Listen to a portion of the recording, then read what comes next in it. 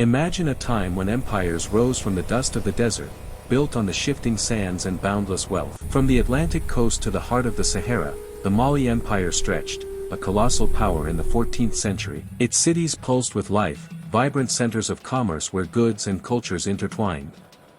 The wealth was driven by two commodities, gold and salt. Salt, often mined far to the north, was traded ounce for ounce with gold in the south. But it was gold, vast quantities of it, that formed the bedrock of Mali's power. Shaped into objects of beauty and used as currency. The mighty Niger River, or Jalaba, acted as the empire's central highway, facilitating internal trade and food supply. The empire was built by a lineage of powerful rulers, the Munsas.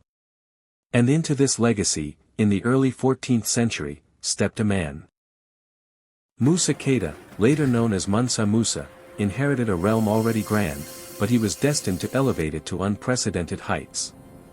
His early reign was marked by consolidation and wise governance. He strengthened trade networks and ensured internal peace. Under his leadership, the empire flourished, not just economically, but culturally and administratively.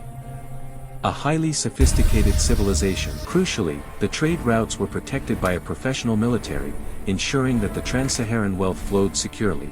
Islamic scholarship was deeply embedded.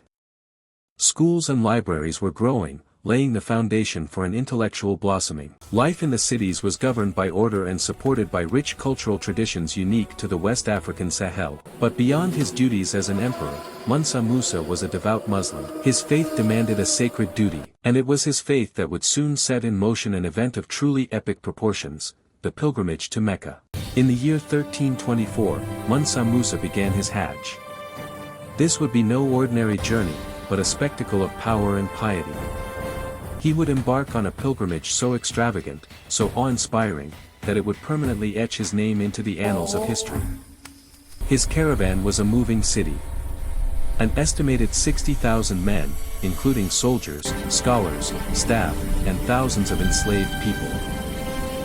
The procession was backed by a formidable military escort, emphasizing that this was a state movement, not just a personal trip. For months, this colossal procession traversed the harsh Sahara, a testament to Malian organization and logistical prowess. Every step was a statement of power, piety, and an empire's boundless wealth. The world had never seen anything quite like it. Sustaining this massive entourage required flawless logistical planning, managing food and, most critically, water supplies across vast distances. Water holes became temporary towns, where provisions were restocked, and the immense entourage found crucial respite. Evenings were filled with cultural exchange and devotion, connecting the Malian people through shared stories and prayer under the stars. The destination was the center of the Islamic world, but first, they had to pass through the powerful sultanates of North Africa. After months of travel, the golden procession arrived in Cairo, the dazzling heart of Mamluk Egypt. The arrival of Mansa Musa and his glittering entourage caused an immediate sensation. Tales of his wealth were instantly confirmed. Musa wasn't merely passing through. He was spending and giving. He dispensed gold so freely that it overwhelmed the local economy. The local officials and merchants were stunned.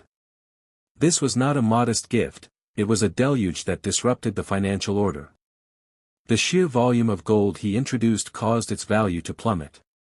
Prices soared, causing a massive inflationary crisis. Beyond his charity, Musa financed the construction of new mosques and resting places for future pilgrims, showing his piety. From Cairo, the arduous journey continued to the holy city of Mecca, the spiritual heart of Islam.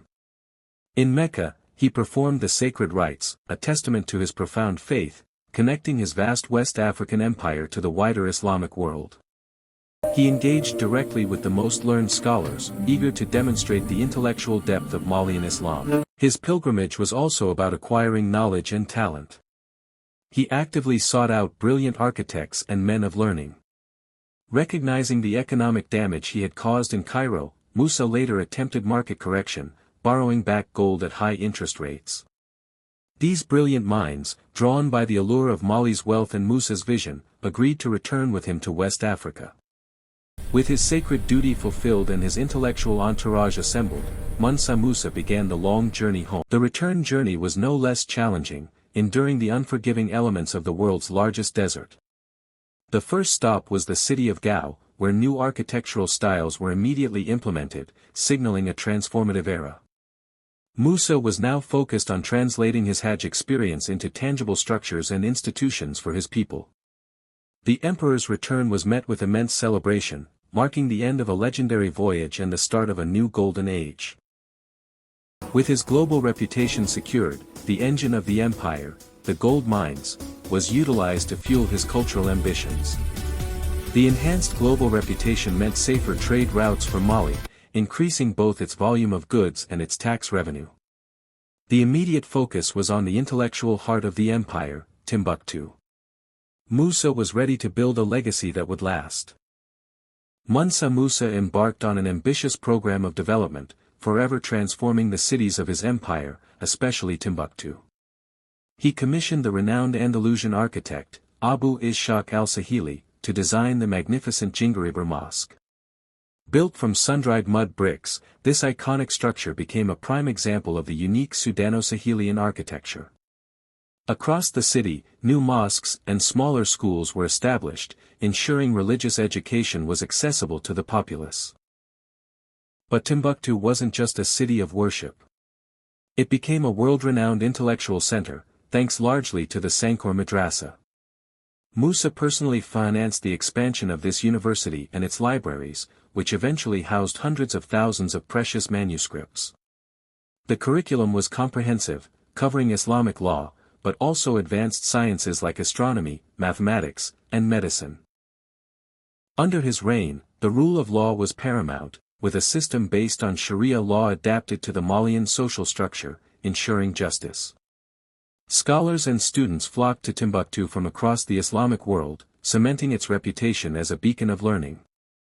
The intellectual vibrancy rivaled any contemporary city, proving that knowledge and enlightenment thrived in West Africa.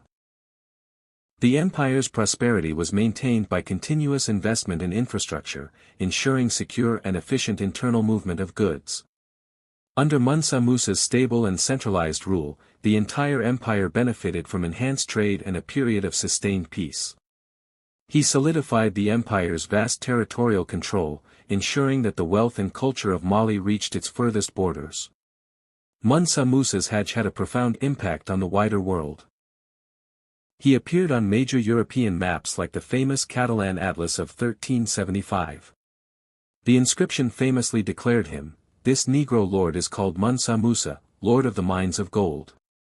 It was a powerful image.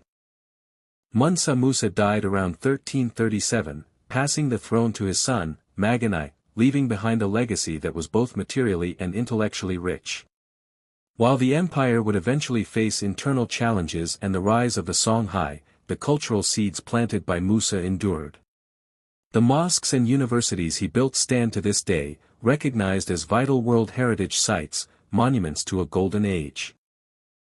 His story continues to inspire, reminding us that for centuries, Africa was home to some of the world's most powerful, wealthy, and sophisticated empires. Mansa Musa, the Golden King of Mali, redefined what was known about Africa. His legacy is golden, and his empire, unforgettable.